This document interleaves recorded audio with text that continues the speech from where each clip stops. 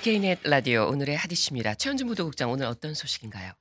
인플레이션으로 미국인의 경제 사정이 타격을 입고 있다라고 백악관이 인정을 했습니다.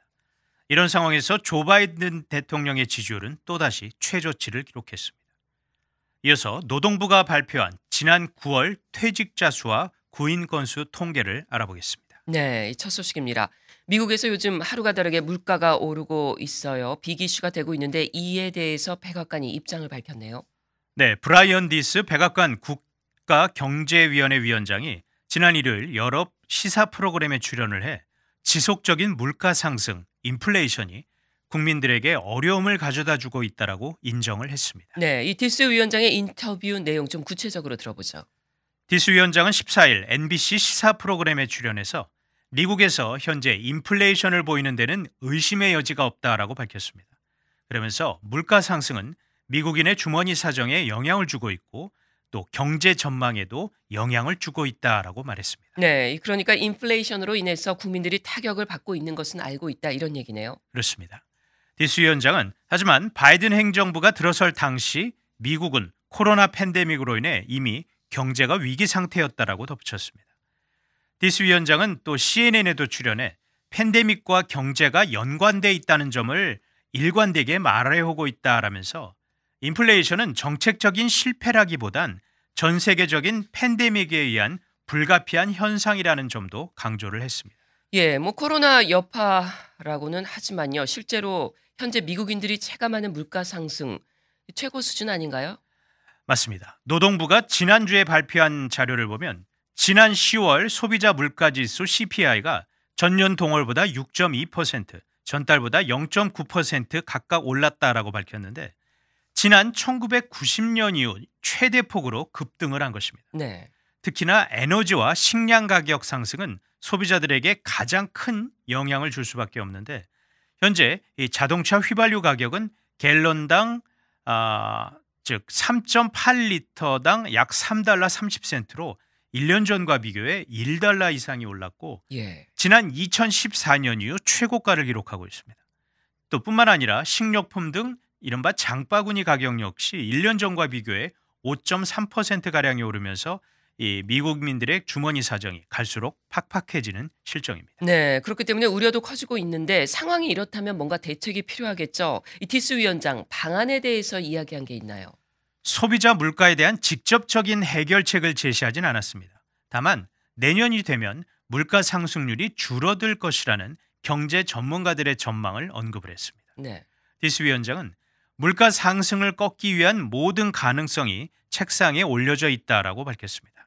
그러면서 바이든 정부가 유가 안정을 위해 전략적 비축유를 공급할 가능성까지 언급했습니다. 현재 미국 정부의 휘발유 재고는 약 2억 1,200만 배럴, 조금 여유가 있는 상태입니다. 예. 에너지 가격이 인플레이션 상승의 한 원인이 되니까 이것을 해결하기 위해서 정부가 석유를 풀 수 있다 이런 얘기인가요? 맞습니다. 실제로 정부가 석유를 풀 경우 단기적으로 휘발유 가격을 낮출 수 있다는 연구 결과가 나오기도 했습니다. 하지만 바이든 대통령은 동부와 북대서양 정유시설의 석유 공급 중단 사태 등 아주 긴급한 국가 위기 상황이 아닌 이상은 정부 비축유를 개방하는 데 상당히 조심스러운 입장을 보이고 있습니다. 예. 자, 이외에 인플레이션 압박을 줄일 방안으로 뭐가 있을까요? 네, 디스 위원장은 세 가지 방안을 내놓았습니다. 가장 첫 번째로 언급한 것이 바로 코로나 팬데믹의 종식입니다. 디스 위원장은 코로나와 관련된 일을 먼저 끝내야만 한다라고 밝혔는데 코비드가 없는 작업 환경을 만들므로써 경제가 정상화로 돌아갈 수 있다라고 강조를 했습니다. 더 많은 아이들이 백신을 맞음으로써 부모들이 마음 편히 일터로 돌아갈 수 있다라고도 설명했습니다. 네. 자, 또 다른 방안은 뭔가요? 바로 물류 공급망 문제를 해결해야만 한다라고 강조했습니다. 네.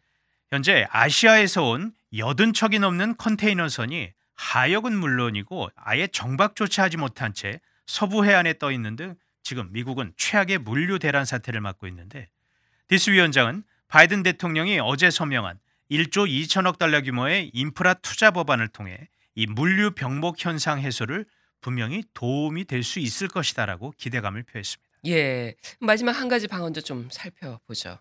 사회 안전망 강화를 위한 사회복지 법안을 의회에서 통과시켜 줄 것을 다시 한번 촉구했습니다. 약 2천억 달러 규모의 복지 법안은 저소득층의 주거 개선 사업과 교육, 기후변화에 대응하는 투자를 하는 내용인데 하원에서는 이번 주 법안 처리를 한다는 계획이지만 상원은 아직 통과 여부가 불투명합니다. 예. 자, 지금 뭐 미국 경제 인플레이션에다가 또 물류 공급망 문제까지 겹치면서 게다가 또 인프라 법안 처리도 난항을 네, 겪었잖아요. 바이든 대통령의 지지도 계속 떨어지고 있죠. 그렇습니다. 워싱턴 포스트와 ABC가 지난 7일에서 10일 성인 1,000명을 대상으로 공동으로 진행한 설문조사 결과를 보면 바이든 대통령에 대한 지지도 41%로 취임 후 가장 낮게 나왔습니다. 반면에 바이든 대통령에 대한 부정적인 평가는 53%를 기록했습니다.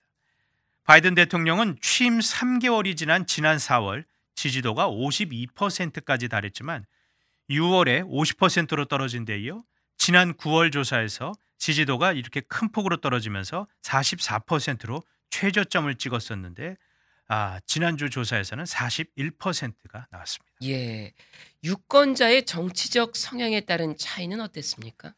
네, 바이든 대통령이 소속된 민주당과 이 무당파층에서 바이든 대통령에 대한 지지도가 많이 하락한 것으로 나타났습니다. 지난 6월 조사에선 민주당 성향 응답자의 94%가 바이든 대통령을 지지한다라고 밝혔지만 이번 조사에선 그 지지율이 80%로 떨어졌습니다. 예.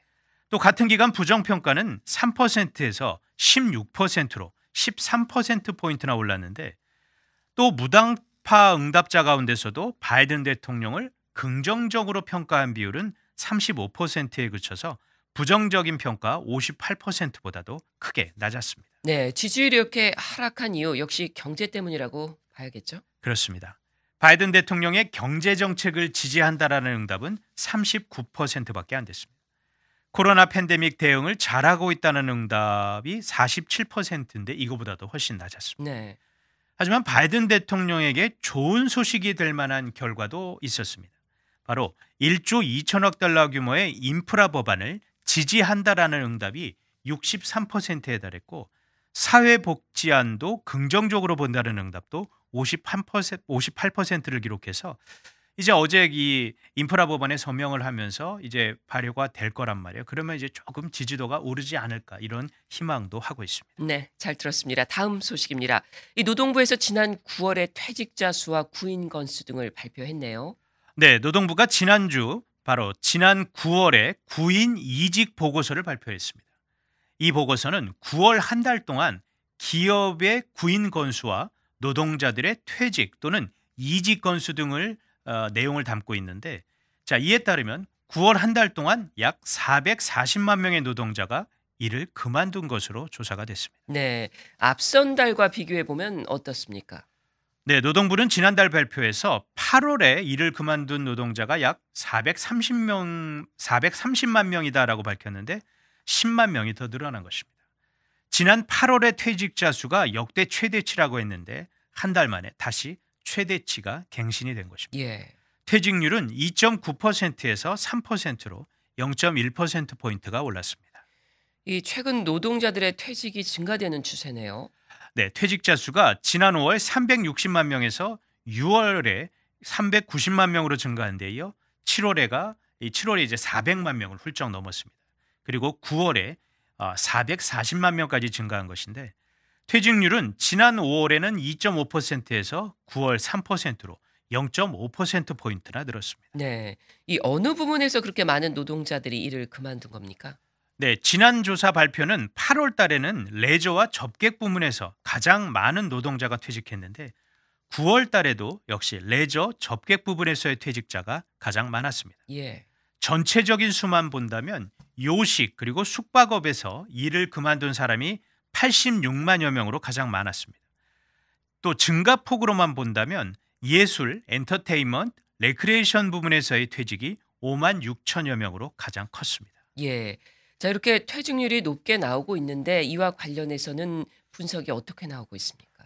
좀 여러 가지 요인이 복합적으로 작용했다라는 분석입니다.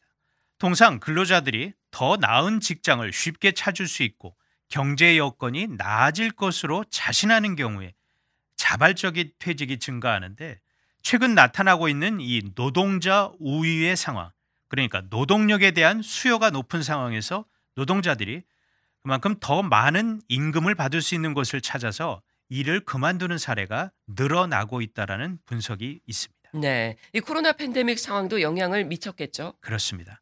9월엔 코로나 이 델타 변형 바이러스가 정점에 다다른 무렵이었던 만큼 이를 우려한 노동자들이 뭐 자녀 양육 이런 이유를 들어 노동시장으로 복귀하지 않은 것이 역시 높은 퇴직률로 이어졌다라는 분석도 있습니다. 예.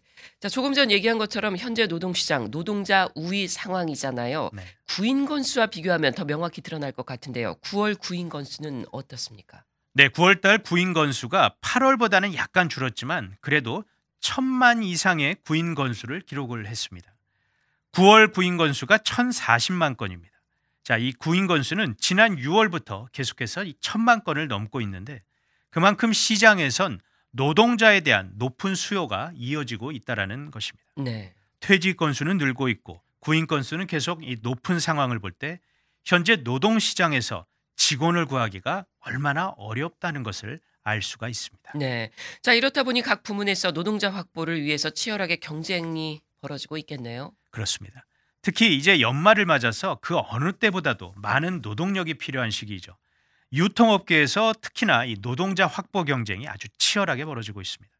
예를 들어 거대 온라인 유통기업인 아마존의 경우 연말을 맞아 정규 배송 직원과 창고 직원 12만 5천 명의 직원을 고용하고 있는데 최고 $3,000의 신규 채용 보너스도 지급을 하고 있습니다.